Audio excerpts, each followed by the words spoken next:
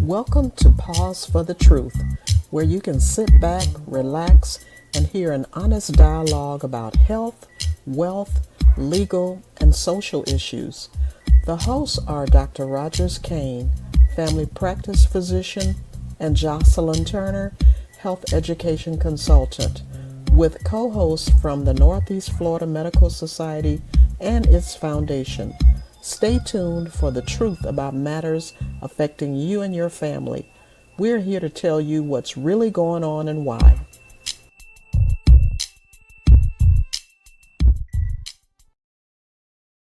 Morning, everyone.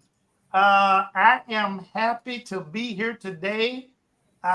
Miss Turner will be joining us shortly, and I am delighted to have two guests that can help us kind of clear the weeds, help clear the weeds with a lot of our financial concerns. On Par for the Truth, we look at many topics, and we're always trying to make sure that in the minority community, especially, that we reach those points of survivorship, not just making ends meet from day to day, but also how we can uh, live comfortably, gather up wealth, but just as important, pass on this wealth to future generations. Much of what we've seen done in the other community for years, for generations, because slaves were passed on from the parent to the kids, and then of course their wealth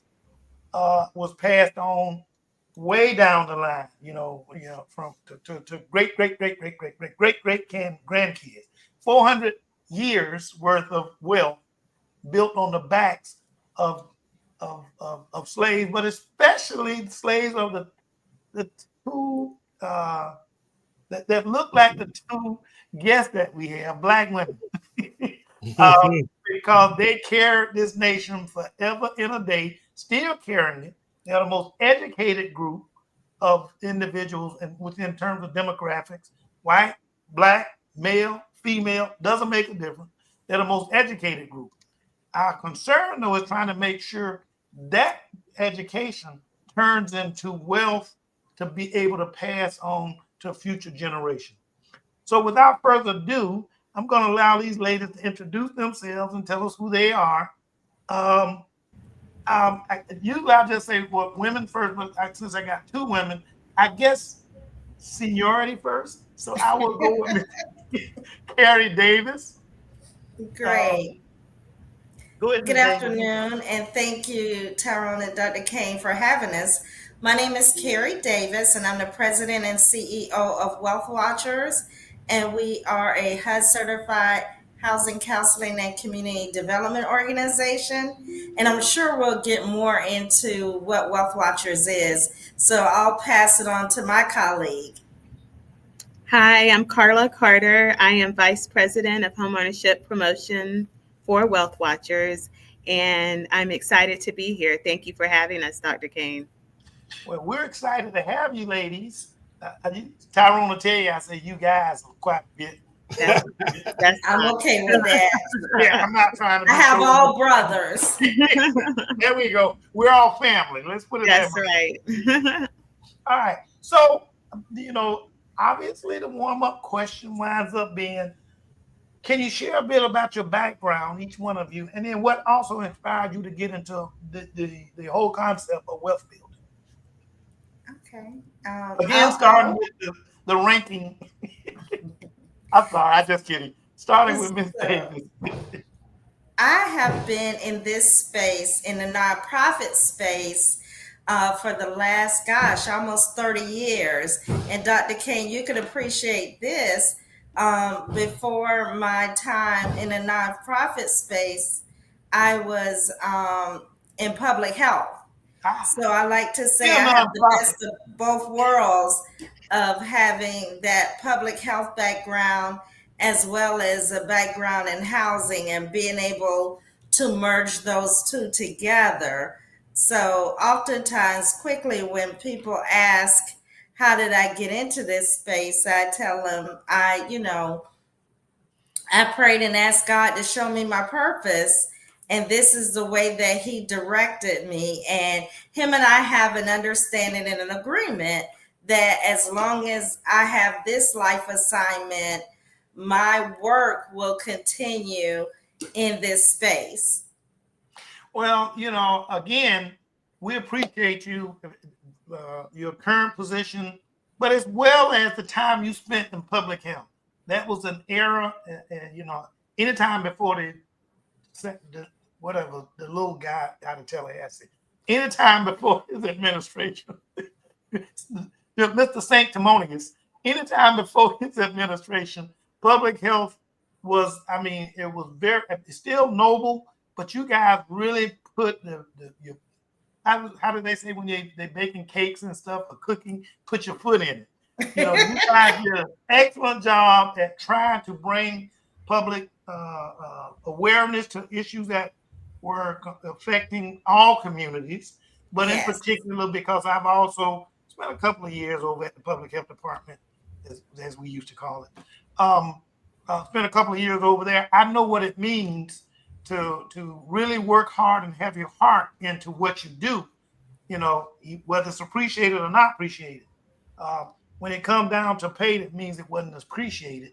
So you've been in public service for some time, and I know you're gonna maybe at least help out those people who are in the position that you were in financially when you worked for the public health department, assuming nobody else was giving you money. Because I know how there was no pay, it was little pay. Let me put it this way, and you were pretty much broke. Yep, you got it. So I know you'll be able to elaborate on quite a bit, just taking that stance on it. And Miss Carter, Yeah. okay, second in charge. Let me stop picking at you. Miss Carter, can you go ahead and give us answer the same question, please, ma'am? Sure. So my background is in real estate. I've been licensed as a real estate broker since 2002, but I've been in real estate for 29 years. I have my own real estate brokerage since 2002. And I have always looked at real estate as an investment. I've looked at it as an opportunity for our people to build wealth. I have always been passionate about educating and informing our community on how to make the best decision for them and their family. And so now that Carrie strong-armed me and suggested this position for me a year and a half ago, I have fallen in love with the outreach and community engagement that we've been able to do here in the homeownership promotion department with our housing counselors and a lot of the work that we're doing within the community. What I really enjoy hearing from both of you, what I just heard was the selflessness in which you guys have dedicated yourself to serving the community. It comes for free because you're not getting paid for dedication. Now you might get paid to do the job, but you don't get paid to do the dedication. Just want to make sure people understood where I was coming from when I said not getting paid. So what does generational wealth mean, and why is it important in the Black community? Either you guys can answer or both. Carla, I'll let you start. Well, one of the things as slaves, we didn't get that start. We worked for free.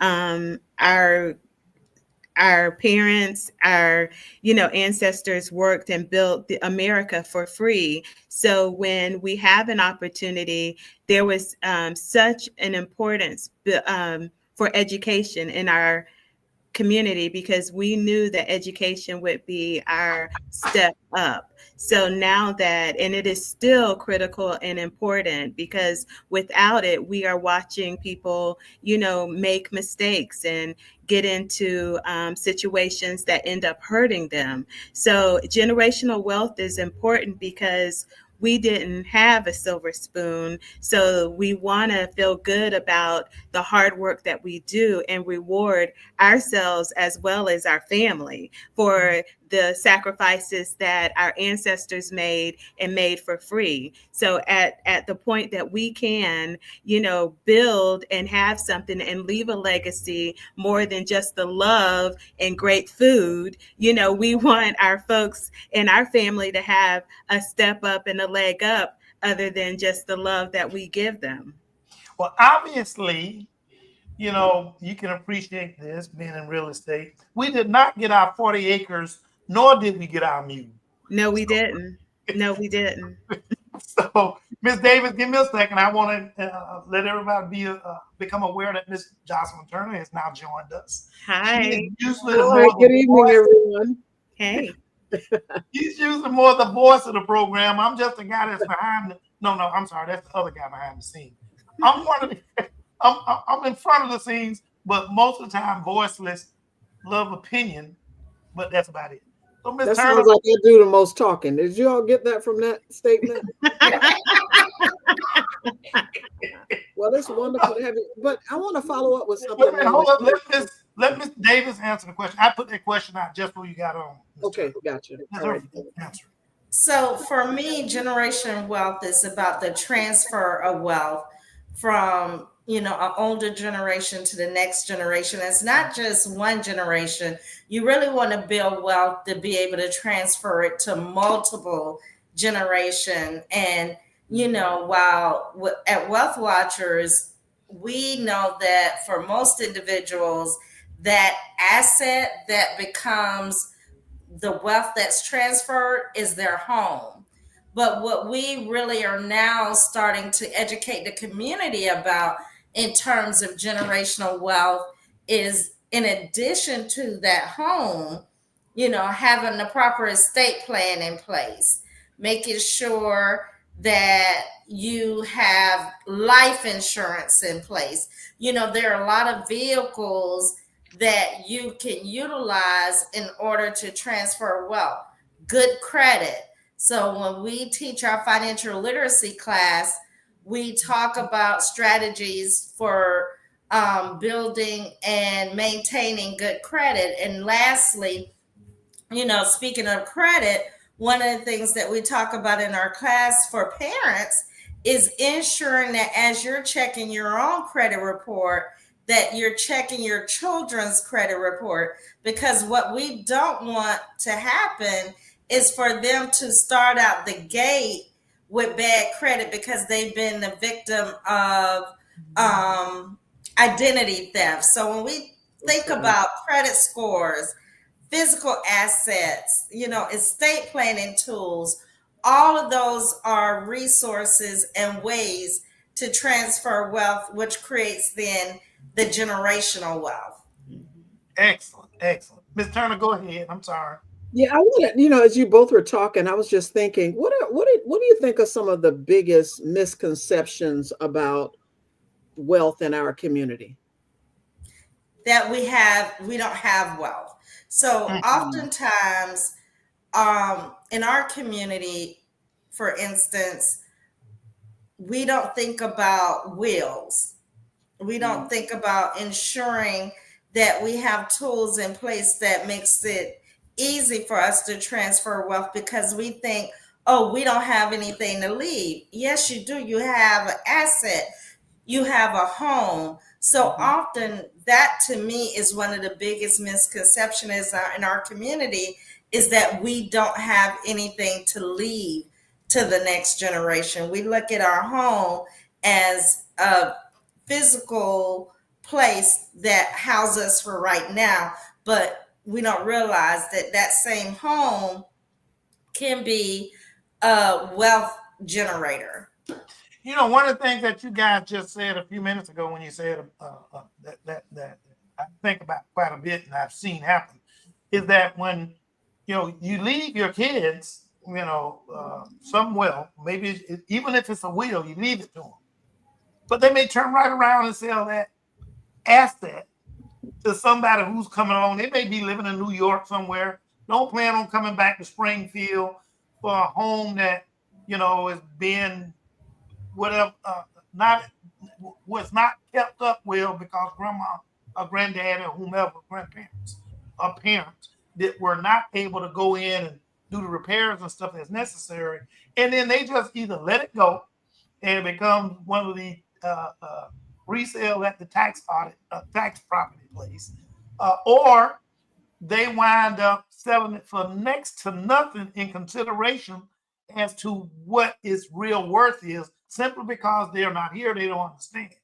And so one of the things, and Ms. Turner is probably going to get into this a little bit more deeper, one of the things I want to hear somewhere tonight in this conversation is how to make sure that it ain't just this one individual, the son, that may take it and sell it off to somebody, but also how do we pass that on to our grandchildren, maybe his children, and so that he's not going out trying to get a Cadillac when he can when he can own a dealership with the money that he or she may be able to get.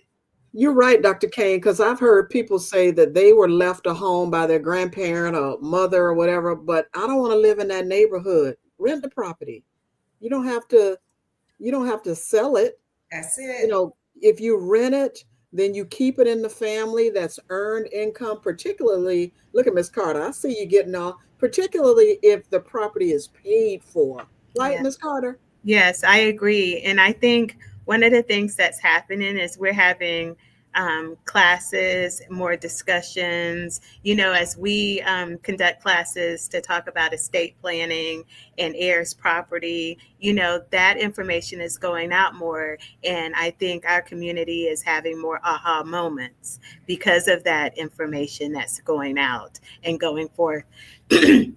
I think, we know that knowledge is power, and you don't know what you don't know, you don't know. You don't know that I need to keep this, or that it's an investment, that grandma worked really hard for this. And I can now, if I can afford the taxes, and what is the rental income, what is the going rent in this area, and if you can get $1,000 a month, if you're doing a rental market analysis, you can see that the money that you use to spruce it up because you don't like the way that it looks or it's not suitable for you, you're going to make a return on it. So I think the education and the workshops and just changing those conversations so that our community will become more aware and not throw away or treat this asset like it's trash. Well, as a parent / grandparent, what I'm trying to do, what I've done, I'm looking to see if they listen. What I've done is trying to make sure that decision is not just based on what my children want to do at the time when I'm not here to be able to voice an objection to what we're planning on doing. And so trust, you're talking about a trust. And I think we're going to get into that, right? Yeah. Whenever you guys, I just thought I'd throw that out just to lead the conversation with Ms. Turner kind of direct. But you know what, though? I don't know. It seems, though, to our guests that people don't want to talk about doing a will or a trust because it then brings up the inevitable that they're not going to live forever, right? Well, we should know that already. We already know. Yeah. We already know. So it doesn't mean, and then some people even fear. I know when I did my trust and somebody said, don't tell the beneficiaries of your trust. They might try to bump you off sooner than later. Right. And I'm just like, come on already. When you're talking about your family now, I know it's some messiness going on in some families, okay, but I mean, I'm just saying. But, other than home ownership, I do want to get into it, though. What are some other ways Wealth Watchers talk to people about building wealth? And we're going to get back to trust because that is a very serious conversation. But, nowadays, some people get into owning their own business, for example, and people are so creative. Things that they give away, turn it into a business is what I say, right? We definitely talk about managing your money, our financial literacy workshops that we do. We talk about do you have a passion or a gift that you can monetize? You know, when you look at the incomes in Jacksonville and the home prices, we know that they're not equal. So how can you increase your income? And if you can take something that you're passionate about or one of your gifts and talents and monetize it, something that you've been giving away all these years, and actually make a business out of it, that's a way for you to increase your income and now become comfortable, a little bit more comfortable with the way that the economy is today. Multiple streams of income, right, Ms. Carter? Yes. That's what you definitely have to have. And it's something that I think more and more people are talking about. And if you're just tuning in, we're talking about building wealth in our families and our community. What the conversations that we need to have with our family members. Joining us are Carrie Davis, President and CEO of Wealth Watchers, with her colleague, Carla Carter. I wonder if people call her CC, but I'm going to call her Carla Carter, VP of Home Ownership. So if you have any questions, send it in the chat. Ask these ladies because they're a wealth of knowledge. If you haven't heard about Wealth Watchers, look for them on social media. They're always putting things out, really working with the community, trying to educate them about being more responsible with their money and really just how to keep that wealth going into the family. I want to ask each of you, how did you develop this passion for wanting to help people and educate people about wealth building or financial literacy or, so on and so forth? We'll start with you, Ms. Davis. So for me, it was about the education piece, right? My mother always shared with me that education was power. And so I can remember, gosh, as long as I can remember, when I got into this work, what I discovered oftentimes, it wasn't that people didn't want to do better, they didn't know how. And so I like to tell people what I became was a navigator. I found out this information, so now let me help you. And what we discovered, Jocelyn, is going back to the beginning, that first step in wealth was about your credit. I remember no one taught me financial literacy when I was coming up. I was a teenage mother, had a great family, but I had to take care of my daughter, and as our family expanded. And so I often tell people, I got introduced to Peter and Paul real quick, and the need to have to decide which one was going to get paid.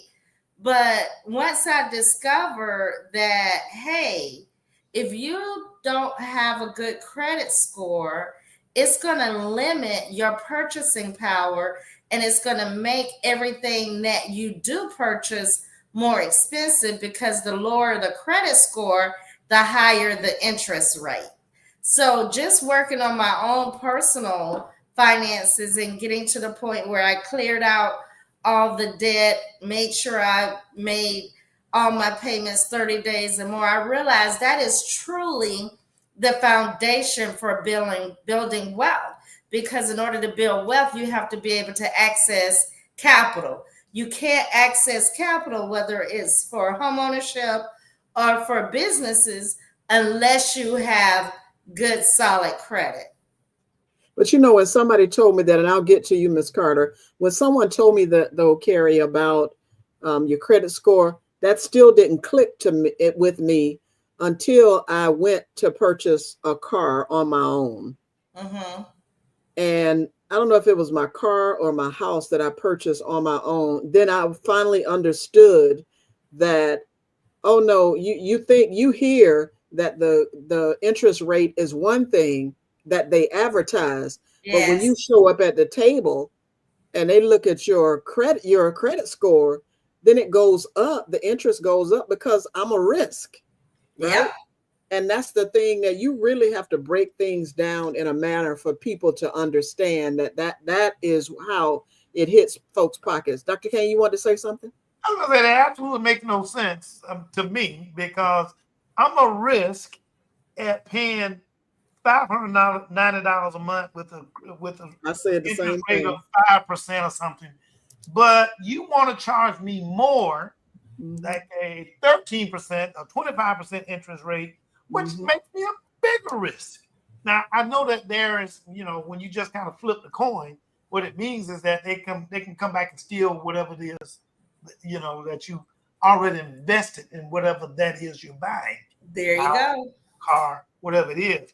But again, we do see that's what the whole game is all about. You're quick to say it's a game, that you can't win, but you can and I'll let these ladies elaborate on it more. But you can by, at least starting for those, my generation. Tyrone was talking about us being old people earlier, JT, when you were not here. He talked about you too. But anyway, for my generation, the generation before me hardly even had a checkbook, no less, trying to explain to you the ins and outs of financing, okay, or the ins and outs of saving and passing on generational wealth. So what I'd like to also, when you ladies get a chance, it's just hear from you guys as a physician. I'm in the office and I'm trying to talk to these patients of mine to get them to understand about how, and for you, just for clarification for our guest, I'm a generational physician. Most of my patients are aged, like Tyrone said I am, but most of my patients are, many of them are 65 and older. I got, younger than that, but many of them are 65 and older. And they're just trying to figure out what to do. And I'm trying to figure out how do I get other physicians to help them move forward with their financial guidance, planning, however you want to phrase it. So I'm sorry to get off that beaten path, but I just couldn't help but ask that question. So, Ms. Carter, I want you to I want to get to you now. And how did you get into this field of financial literacy and really helping folks to build their wealth? Well, as a newlywed, my husband already owned a home and he needed to sell it, and he got. So that's really how, I said never again. Wow. I want to have this information. He didn't know that he had to pay money at closing because his realtor never sat down and gave him a seller's disclosure statement. We're brand new, brand newly married, and, finances will make you fight, when you're coming together. So, I wanted to be a beacon of light for my people. I wanted to share everything that I got, all of the information. But in terms of being community minded, my grandmother was very community minded. I mean, she, was a beacon of light for Zephyrhills, Florida, and made sure that the Black folks that were in her neighborhood across the railroad tracks in the municipality on a dirt road had paved roads and street lights and leveled the playing field for us, and made sure she started Head Start. So being community minded is in my genes. And I know with my grandfather only having a second grade education, he knew and had enough sense not to borrow and made sure that if he didn't have it for his family, he worked to get it and didn't get caught up on the payday loan cycle. So just really blessed to have, a good family coming from good stock. I'm glad you mentioned those payday loans, because you can really mess yourself up with those. Yes. The interest. There's so many things that goes against us, that we're fighting against as we try to get ahead and stay ahead. It's at this moment that we are ready to do the mid-show minute. Don't go anywhere. It's an opportunity that our behind the scenes guy educates us. We never know what to expect, so hold on to your socks, have a drink of water, and we're just going to take a minute for our mid-show moment. Take it away, Tyrone. The lights dimmed. The crowd roared. Super Bowl 59 was at halftime. All eyes focused on the stage. This wasn't just another halftime show. This was Kendrick Lamar's moment. He didn't disappoint. His performance was a cultural earthquake. It was a powerful statement on social justice. Lamar used his platform to speak truth to power. He captivated the world with his raw energy and his unflinching message. This was a halftime show for the history books. Lamar's performance was a watershed moment. It reflected a new age of social awareness. People are no longer content with silence. They demand justice. They demand equality. Lamar gave voice to these demands. He did it through his music. He did it through his lyrics. He did it through his presence. The performance was a testament to Lamar's artistry. He seamlessly blended music, poetry, and visual spectacle. He was a conductor orchestrating a symphony of sound and movement. The stage became his canvas. He painted a picture of America's complex relationship with race and equality. Lamar's Super Bowl performance will be remembered as a defining moment in pop culture. It was a bold statement. It was a necessary conversation starter. Most importantly, it was a reminder that music can be a powerful tool for change. The revolution will not be televised. These words, spoken by poet and musician Gil Scott-Heron in 1970, became a rallying cry for social change. They spoke to the power of direct action and the limitations of mainstream media. Fast forward to 2025, and Kendrick Lamar flipped the script. He opened his Super Bowl performance with a powerful declaration: the revolution bout to be televised. Lamar's words were a direct homage to Scott-Heron. They were also a bold statement of intent. Lamar was making it clear that he would not be silenced. He would use the biggest stage in the world to shine a light on injustice. He would use his voice to amplify the voices of the marginalized. The use of Scott-Heron's words was not lost on the audience. Social media exploded with commentary. People recognized the historical weight of the moment. They understood the significance of Lamar's message. He was not just entertaining, he was educating, he was inspiring. By invoking Scott-Heron, Lamar connected his performance to a long legacy of Black protest art. He placed himself in a lineage of artists who used their platforms to challenge the status quo. This was not just a performance, it was a continuation of a struggle. It was a passing of the torch. Kendrick Lamar's Super Bowl performance was more than just music. It was a visual masterpiece. The choreography was intricate and powerful.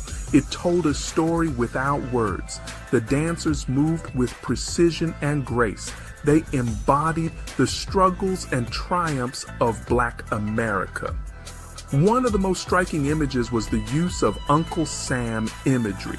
Dancers dressed in red, white, and blue moved in formation. They represented the promise of America, but their movements were also restricted, robotic. They hinted at the limitations of that promise, particularly for Black Americans. The contrast between the dancers' movements and their costumes was stark. It was a visual metaphor for the hypocrisy at the heart of the American dream. Lamar was highlighting the gap between rhetoric and reality. He was exposing the broken promises of liberty and justice for all. Throughout the performance, Lamar used movement to convey complex emotions. There were moments of joy, moments of anger, moments of defiance. The dancers became extensions of Lamar's message. They gave physical form to his words. They made the performance visceral, unforgettable. Wow, I told you we never know what to expect, right? And of course, as we are in Black History Month, we do like to educate our audience on various things. And so Tyrone does a great job of putting it out there for us. And you're right, the conversation since Kendrick Lamar's performance at the Super Bowl continue. That's all I'm going to say. Now, getting back to our topic tonight, but what are the first steps someone should take if they want to start building wealth for themselves? Typically we say their family, but like, for example, with me, I don't have any children, right? So, and I'm single. So, to think about just as a person, what's the conversation you have with someone? And Carrie, is the conversation different if you have it with a young person versus someone who has a family? No, so regardless of their age, and Jocelyn, I don't know if you were on here at the time, but the first place we start is the understanding credit, Okay. right? And learning about cash flow and the fact that you want to have more money coming in than you have going out and that you want to save.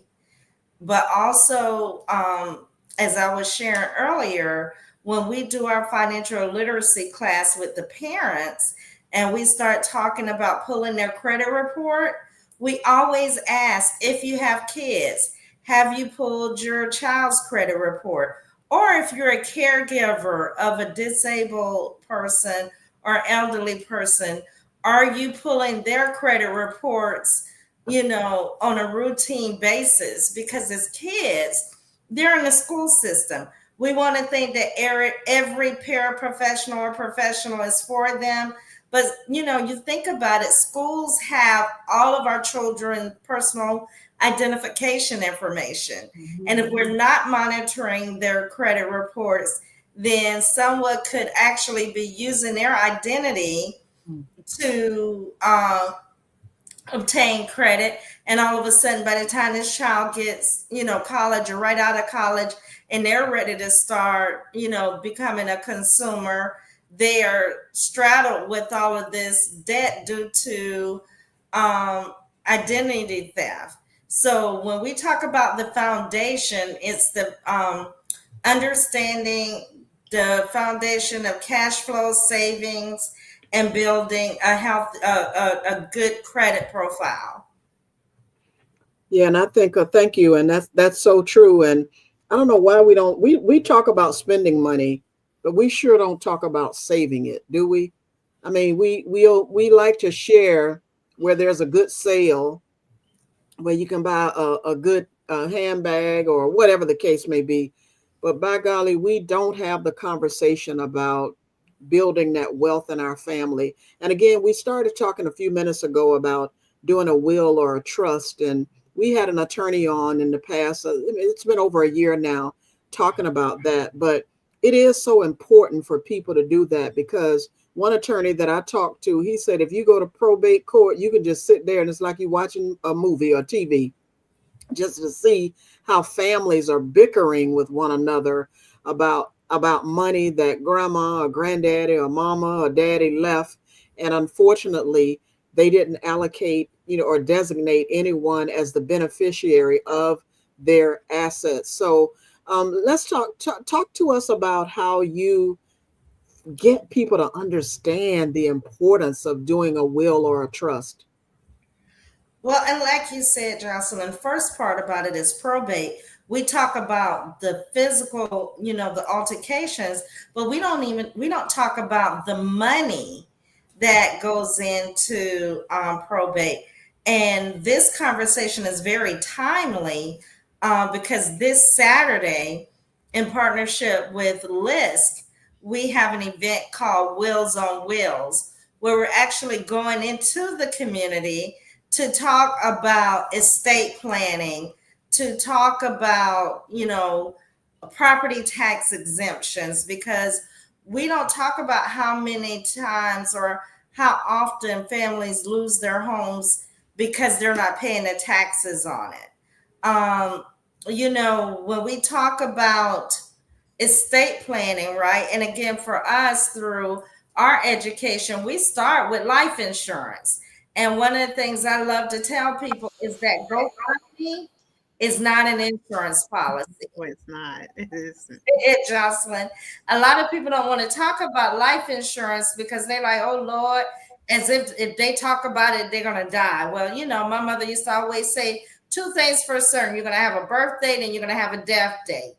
You know, it's what you do in between that really matters. So on Saturday at Cafe Resistance Bookstore, owned by Representative Angie Nixon, we will be there from 10 to 2, and we're bringing Three Rivers Legal Services and others out to answer questions and talk about the resources that are available. Yeah, pay no attention to our behind the scenes guy. No, GoFundMe is not an insurance policy. I like that, Carrie. And you have to say that though. You have to meet people where they are, right? And have the conversation in a manner that folks understand it. If we start talking about some of the financial terms, you're gonna lose me, right? I've learned a lot from this podcast, but that's excellent. 10 to 2 at Cafe Resistance. That's on Sutel Drive. If you're not familiar with it, from 10 to 2, just so important. People have to know, if you're able to go to the store this weekend or tomorrow, or you went this past weekend, then you have money to contribute, and therefore you have money to save.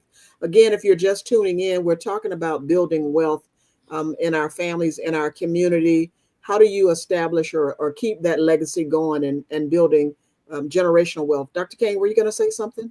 I want to say, even though this Saturday, that's one of the, I just happen to be going out of town this Saturday. I'd love to go. I would have loved to have gone there, but I love the concept of wheels on wheels. I love that concept, and I'm not sure what the experience is, but I would like to kind of promote that to my patients, because again, I go back to what can I do as a clinician, primary care provider, and what my listening physicians that we have listening to this podcast, what can we do to enhance and promote the ideology that you guys are discussing this evening in terms of how to prepare and how to obtain generational wealth. And I think it's an excellent idea what you guys are doing, but I'm just trying to figure out what can I contribute, and my colleagues, how do we contribute to making sure that these people are aware of those resources that are out there?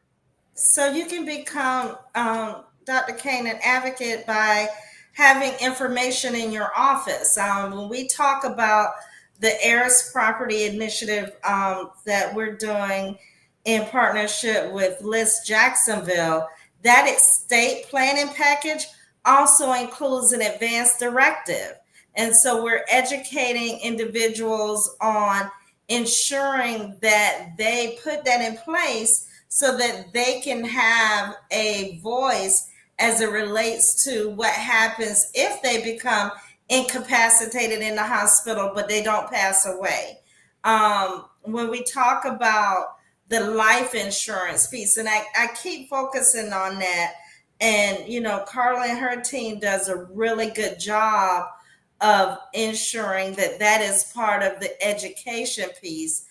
Because when we talk about generational wealth, for instance, a life insurance policy, as soon as your child is born and they receive a social security card, you should be running to a insurance agent, because depending on what type of policy you have, that same policy can be used to create money from, so that they can go to school, they can start a business, buy a home.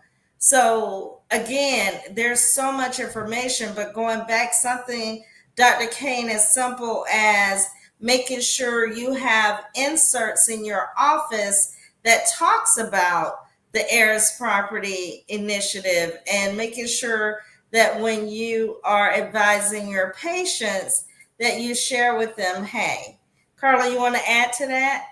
I was thinking the exact same thing as all of you were talking, that we have to change the conversation. We have to change the things that we talk about, when we are in our circles or when we're, sharing with others. Because like Jocelyn was saying, we may go to the store to buy a purse to make us feel good.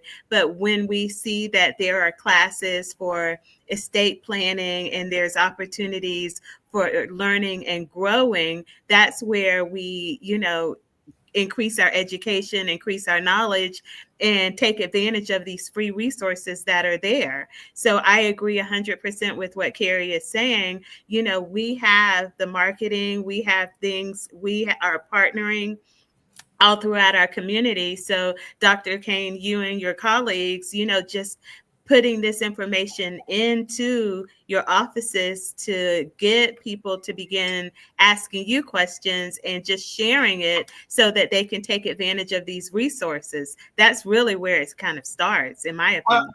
What I'd like to get from you guys, given what you just said, is the information. I don't know how you guys have it set up, or whether or not it's. I understand, electronically, you may or may not have that where we can put in the office, but just the little flyers or printout or whatever we can have that I put in my waiting room, being able to get that to our patients to start that conversation. Most of them do have the whole, as far as advanced living will and stuff from a health standpoint. But I also kind of want to make sure that our patients think about it from a wealth standpoint, if it makes sense. And Dr. Kane, I even think about, and I got the flyer from you also. I'll make sure I'm sending that to Tyrone. I even think about when you all and other physicians talk to patients about health insurance. You tell them to make sure they have the right type of health insurance. To me, it's an all-in-one conversation. Yes. Right? Yes. You know what I mean? You just include all of it in there. So while we're talking about health insurance and signing up for Medicare, for example, or Medicaid, or even when people have to make the decision of having to sign their loved ones up to hospice, you have to have the conversation. Do you have all of your business in order now? Before, I know when my dad was transitioning, when he was given a year to live, I immediately started thinking, oh my goodness, I don't know about my dad's stuff, right? I knew, fortunately, he did retire from the post office, so that was a place. And nowadays, companies don't offer those pensions and those plans that they did years ago, have those separate investment accounts or things like that. But I think that when people have a job, they have to find out what your employer offers, is what we always say. When it comes to the benefits of your health insurance plan, do they offer a fitness program? What pharmacy do you go to? What pharmacy do you go to? But also ask, what type of, what other benefits does the company offer? Do they offer information on this or that? And again, those are the conversations that they have. I want to, one of you said something. Jocelyn, I'm sorry. Can I just add, because this is, as we talk about this, and you hit it on the head when you talk about health insurance. And I mean, this is a whole nother subject, but even when you have to put your parents into a nursing home, if you don't have the proper mechanisms in place, you can lose those assets because it has to go and pay for their long-term care. So again, when you're talking about health insurance and Medicare, Medicaid, that's a whole nother area that has to be navigated. How do you ensure that you're protecting those assets so that they don't have to be liquidated in order to put someone into a long-term care facility? And that's always so hard to navigate, helping people to figure that out. And I know when Pedro Cohen was on, he even mentioned to us about what do you call that lady name? The lady bird. The The lady, Lady Bird You heard me, deed. the lady. I couldn't remember her name. Lady Exactly, the Bird Lady deed. the Bird lady deed. bird deed. Mhm. Can you explain? Can one of you explain what the Lady Bird deed is? Carla, you want, or you want me to No, take you this go one? ahead. You go So ahead. a Lady Bird deed is a vehicle by which you can leave your property to a specific individual, and upon your passing, the asset is transferred over to them, and it doesn't have to go through probate. So Florida is one of very few states that recognize Lady Bird deeds. And again, I did not discover, and it was Pedro and Christopher from List Jacksonville that educated me on Lady Bird deeds. And when I think about how many homes were lost to not having a will in place, etc. But something as simple as a Lady Bird deed. And the other thing is, if you decide, like for instance, if I want to leave my house to Carla, but Carla is mean to me at some point. Now I don't want to leave my house to her. I can leave it to someone else. So it can be changed. But a ladybird deed is something that everyone who has a homeowner, who is a homeowner, they should have. We were in Philadelphia last week, and I was at a conference where we were talking about heirs property. And the one thing that came out of that is that we need to start talking about heirs property as part of the pre-purchase education that Carla and her team does in preparing people for homeownership. That as a part of homeownership, not only do you need to make sure that you file for your property tax exemption, but you now need to have an estate plan in place, which includes a ladybird deed. Because sadly, Carla, and Carla, if you can talk about, you had a couple that your team educated, and they purchased a home, and the husband died less than 3 months unexpected, maybe 3 months out, if that long, after they closed on their home. Yes, that's correct. He just passed away, and first time homeowners, and you know, I hope and pray their affairs were in order, but I don't know that they were. Yeah, it's so sad. And the other sadness that I've heard over and over again are families that don't have anything, and then they bicker, kids, they bicker over the property, and the property ends up getting, I know of a property that ended up getting, they didn't do anything with the house, and the house was torn down by the Yes, city. And yes, that's just so sad, because we know that our parents, they had to go through the civil rights struggle to even purchase a home, and yes, then to keep it, and then for their children to just let it go like that, that they didn't see it enough. Okay, so I don't want to sell it. Then just say, well, then let's just rent it out, and then they can earn the income off of that. So we do need to have that conversation. My best friend, she, you know how we are as friends or family. We want to celebrate each other's birthdays. What she's been telling us, for her birthday this year, we're not going out to dinner. We're inviting a trust attorney. She's having a workshop for us. She's inviting a trust attorney to her office for us to have a conversation, for us to learn about having trust in the world, because it's just a shame. And nowadays, and Carla, you know this, in this market, people are looking for places to live, and they can't, because they can't afford it, because they don't make enough money, and the rents are so high now. So do you all have conversations with people about, in order to not be unhoused, that's a terminology I learned the past few months, that, don't be too proud to live with other family members until you get on your feet and are able to save enough money to get your own place. You ever have that kind of conversation, and being sensible with people and tell them, be honest, it's not anything to be embarrassed about, but it's just something that you just have to keep it real, right?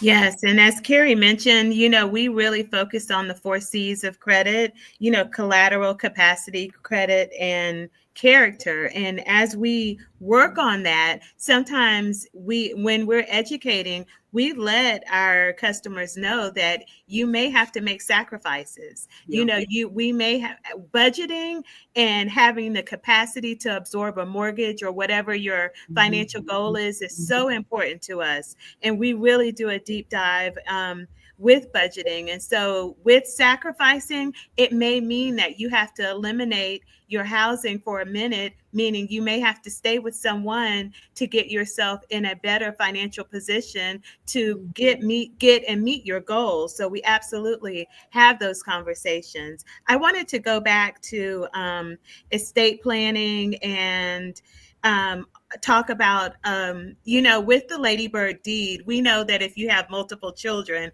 in your home, you know your children and you know them very well. So the one that you're not, they're not going to take care of anything and they're always in your pocket, and so now that person has a voice because you didn't do the Ladybird deed, before you passed away. And it's not a part of your trust. That one is going to be the one to hold everything up, and that is where the friction comes. So the beautiful thing about our state having this Ladybird deed is that we as homeowners get to control and eliminate that knucklehead that we held in our womb, from having a say on what happens to that home. So it's so important and critical when we have information to get it out. And I'm so thankful and grateful that you guys are giving us an opportunity to share, because I'm hoping that this information is going forth and people are curious and have questions and want to know more. The other thing that I wanted to mention now that I got my voice out is that our city began more tax exemptions for the 65 and older. So there are additional tax exemptions if you've lived in your house, Carrie, for how long? 20 years. 20 years, and it's an additional 50,000, Carrie?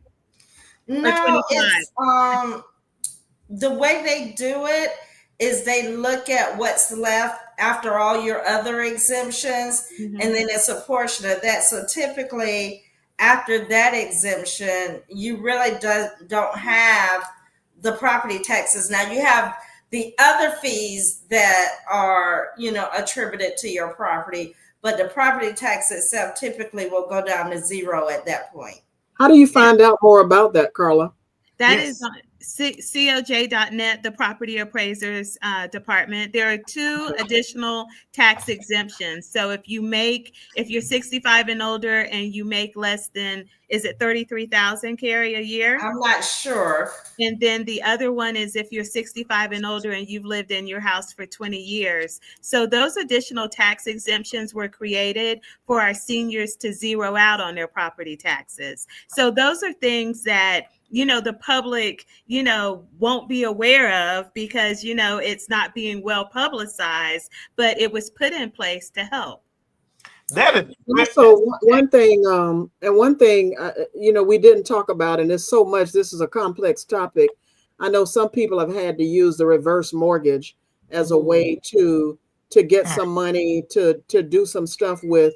The only bad part about it, they have to understand what happens when they are gone. Somebody has to pay that money back. So that may be a conversation I see you, Carrie, shaking your head.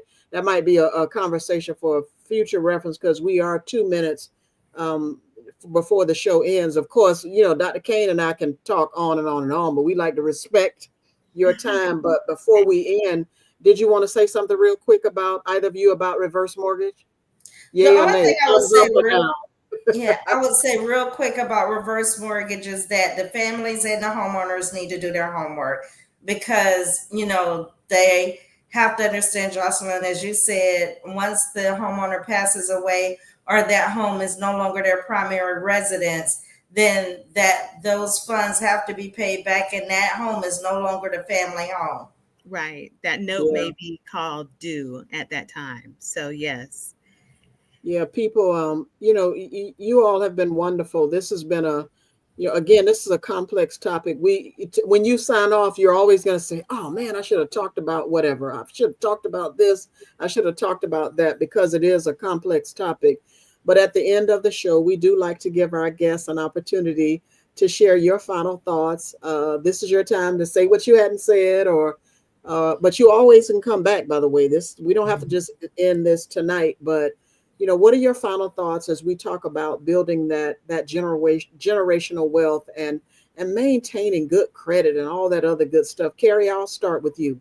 Oh no, let me go first and say this for last. All right, now I hear you. We'll let Carrie go last, but Okay. I'll just say, for building generational wealth, I would just encourage our community to, educate. Take advantage of the resources and the educational sessions that are out there and going forth.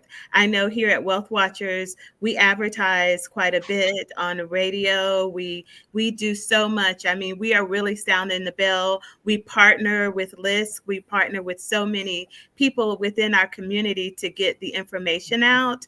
And I think that we can dispel the myth of thinking we can't build wealth because I'm an hourly employee. You can build wealth right where you are. So I would encourage our community to just, utilize the resources that are there. That's so true.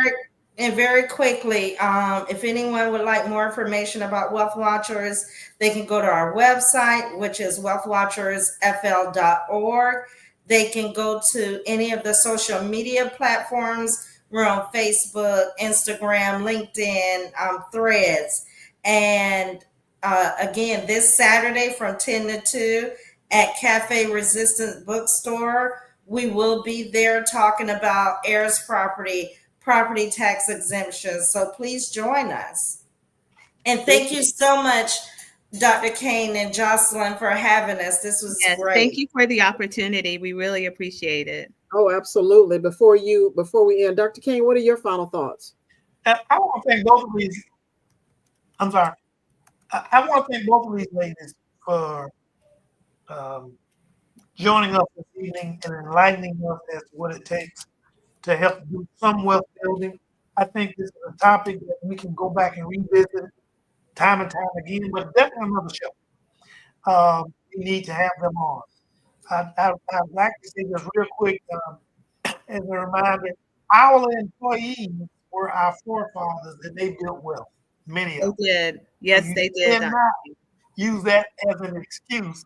That's not right. To build wealth. That's right. And they did a better job than we did. Okay. At doing that.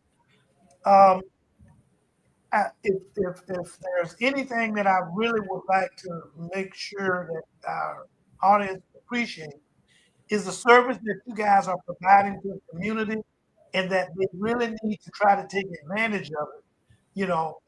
Whether or not you're our employee, your physician, or whomever it may be. But I know some physicians haven't. They haven't done this. Okay. I've been lucky. I've been blessed enough that my family was smart enough before me, to go ahead and have a family meeting, and it was about the same topic, and they put all this together for most of the family members. So I kudos to them, even without me them being the person involved in it, because I'm way on this end and they were on the other end, and they did an excellent job. And I'm not saying my family is any more special than anybody else, but I do think that anybody can do it with the right guidance. And you guys provide that guidance. Amen. Wow, what an incredible conversation. We covered so much ground on building wealth for future generations, from understanding the importance of financial literacy to investing, home ownership, and passing down wealth through estate planning. Our guests dropped some serious gems or nuggets, as we said. A few key takeaways. First, building wealth starts with knowledge, learning how to manage money, invest wisely, and make informed financial decisions.